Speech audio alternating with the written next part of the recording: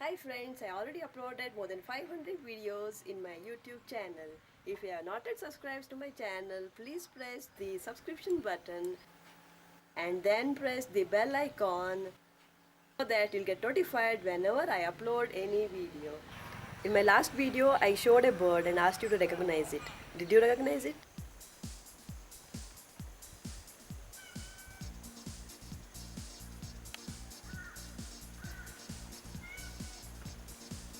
That was hornbill, the Great Indian Hornbill. And you know why it is called hornbill? Because it has a horn on its bill or its beak.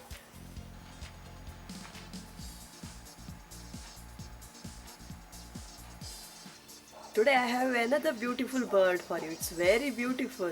Try to guess its name, and if you can't guess it, don't worry because I'll tell you its name in my next video.